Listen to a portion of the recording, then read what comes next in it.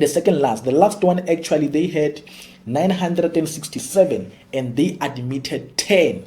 That's the numbers in what do you call it, in clinical psychology. So I just wanted to show you that. Let's look into the counseling program.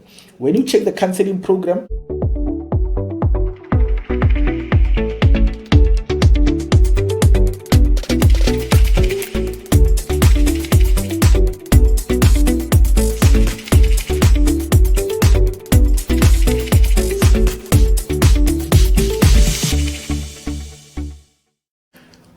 greeting friends and welcome. Dr. T here, and I welcome you to the channel. And I want to talk to you today about a very interesting topic. Today, what I want to focus on, admission numbers. I basically want to look at how many people apply for psychology for different categories and how many people get admitted per category. What I've done in the past month, I've contacted almost every university in South Africa that offers psychology program, whether counseling, industrial, clinical, the BPsych program, all the programs. I contacted all the universities, you name them, UCT, UP, UFs, SMU, University of Limpopo, all the universities I can think of, NMU. I contacted them, including Stellenbosch, Rhodes University. I contacted all of them and I asked them one question. How many people applied to your institute last year, 2022? And how many people did you admit into the program in 2023? That's the question that I asked them. So I'm going to share with you the results of that particular survey that I've done, if we were to call it that way, a survey that I've done in order to gather information. I remember I shared with somebody this information and I showed somebody that this is the steps that I have. Before he applied, he needs to know this. Somebody said, you are going to depress people. I said the aim is not to depress anybody. The reason I'm sharing this with you is because I want you to be informed, because most of the time I tell people how hard the competition is, how tough the competition is out there. And I think the numbers are going to show to you how hard it is to get into psychology, or how competitive it is to actually get into psychology. But I think what it will also do, and this is the goal of this video, it will actually inform you so that you can be able to make an informed decision. Because most of the time, one of the mistakes that I do, I see people flooding into clinical psychology. And to be honest with you, most of the people that I meet and I come across who want to apply for clinical, when I look at them without even doing an assessment, just talking to somebody, observing them, you can see this person might not do well in clinical psychology. They will do well in counseling. And when you try to tell people, they don't listen to you, they apply for clinical psychology. And it might be difficult for them to even be selected, and they'll get frustrated.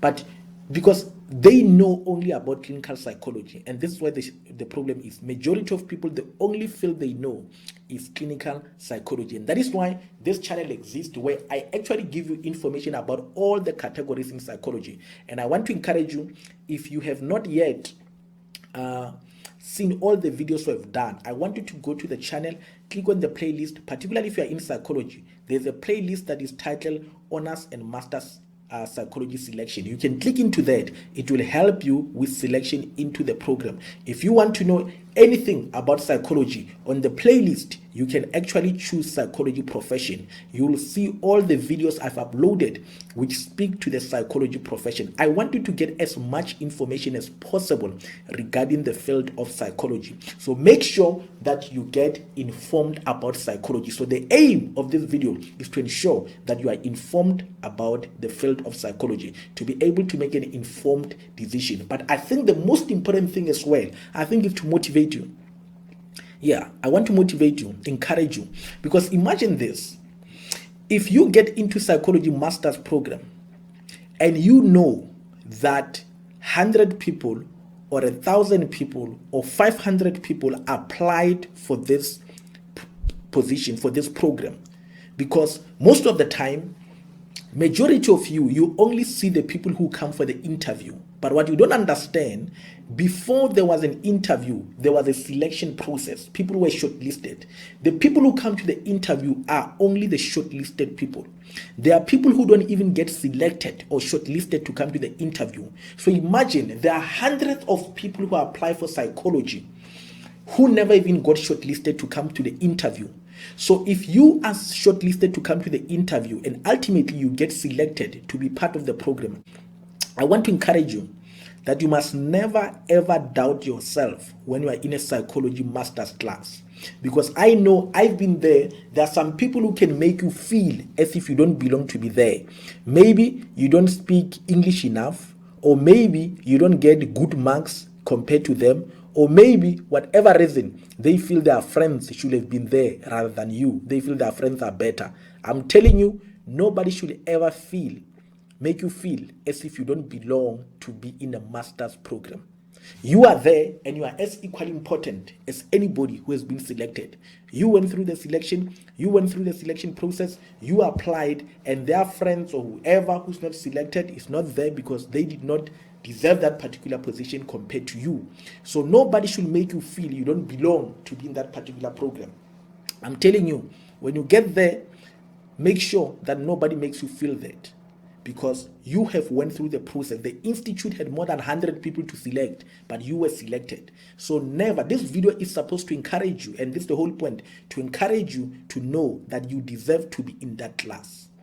You deserve to be part of that 10 people, 6 people, 5. Even if you write a test, you don't perform well, you can still perform well in the next one. Nobody should make you feel like as if you don't belong there because you didn't perform well. Actually, when you become a psychologist, most of the time we want to get marks. We want to get 70s, distinction and all that to get into masters. Let me tell you the truth. The minute you get into masters, distinction don't matter anymore.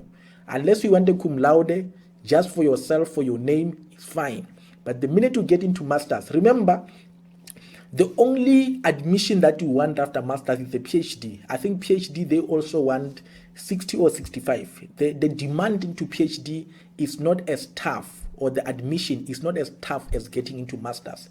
PhD on its own, PhD is a test of time, is a test of life.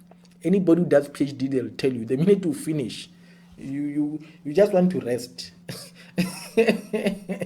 PhD on its own, it will make you, it will humble you. By the time you finish your PhD, you will be very humbled. So you don't need to be grilled to get into a PhD.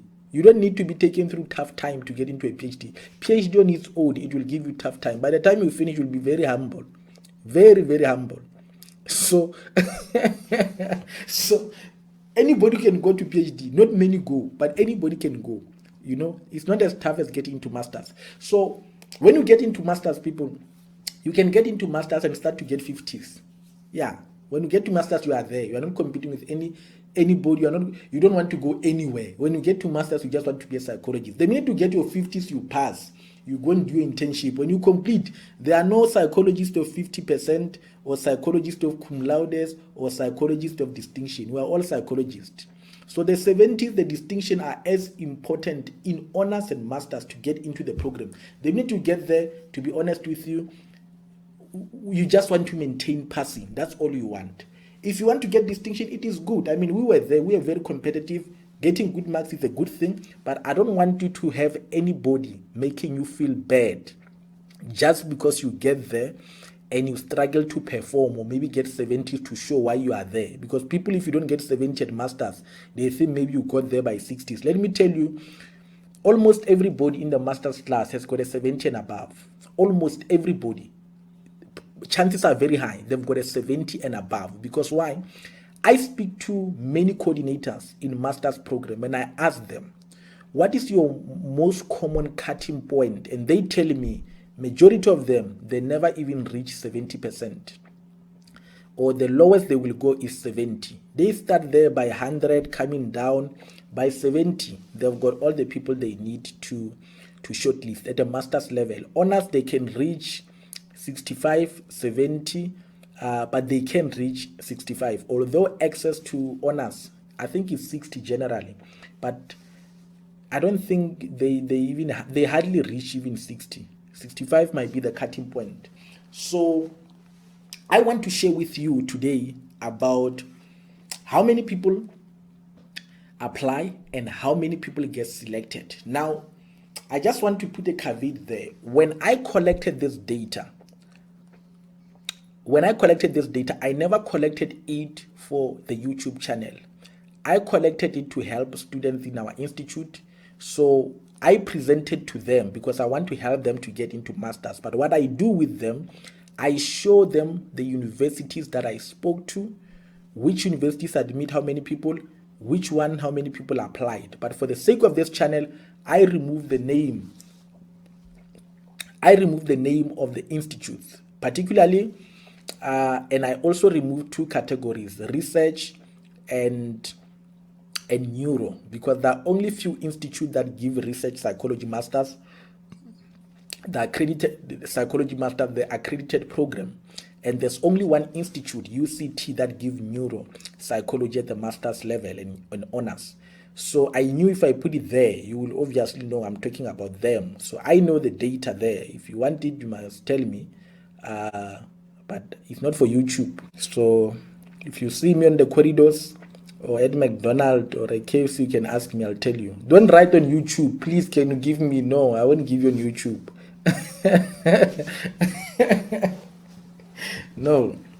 So I removed it. But the whole point here is just to show you the number so that at least you've got an idea. The aim is not to tell all the universities. So I sent all of them. Some replied, some did not reply. And this is how I want you to understand this presentation. What I'm going to show you on this video, and now what I'm going to show you now, will be the ones that responded quicker, because time is going. I wanted to make sure before you apply or while you are applying, you know roughly how many people you might be competing with.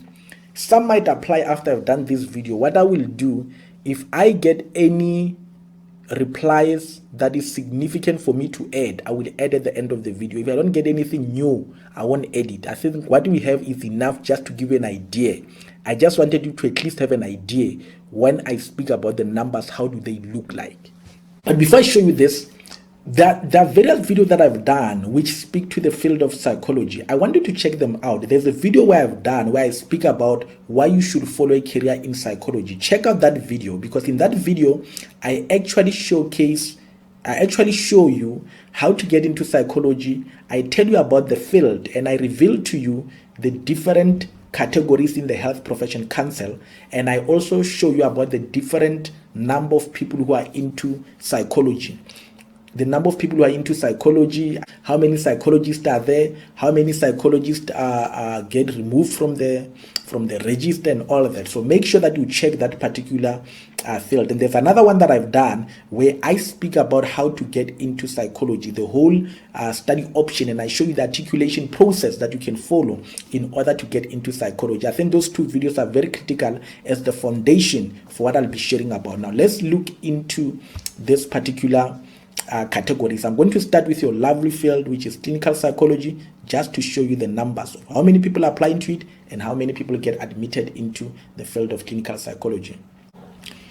Okay, this is the clinical psychology program. What you will see there is that with the number A is a particular institute. They received 730 applications. And they admitted 10. And the other one, they received 400 applications and admitted 400. And the other one, they received 468 applications and they admitted 6. And the fourth institute had 110 applications and they admitted 6. And the last institute where they offer clinical psychology, they received 600 and they admitted 6. Rather, the second last, the last one, actually they had 967 and they admitted 10. That's the numbers in what do you call it, in clinical psychology. So I just wanted to show you that. Let's look into the counseling program. When you check the counseling program, the institute that I had was 3 institute, and of the 3 institute, one indicated that they received 169 and admit 6. The other one received 110 and also admit 6. and 200 and they admit 6. I don't know what is it with counseling psychology where they only take 6 into the program. And the other one was educational psychology, my lovely program. This one institute received 800 application and they admitted 12. The other one had 400 and they admitted 25, and the other one had 200 and they admitted 12 into the program.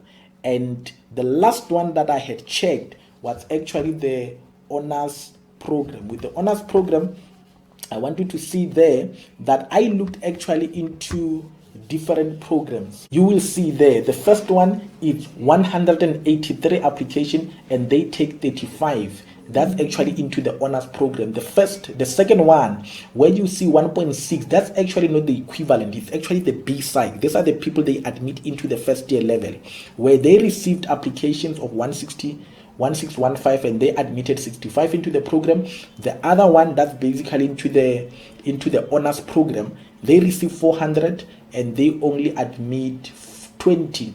And the last one they had 1.2 and they only take 47 into the program. I suspect actually the last one, I can't remember well, but I think it was into the first year, or it was non-academic, that one in particular. So those are the numbers into the psychology program. So I wanted you to see this number so that at least you know how many people apply and how many people get admitted. So you must understand, if you are selected into the honors program or the B-Psych program or the master's program, there's something special about you.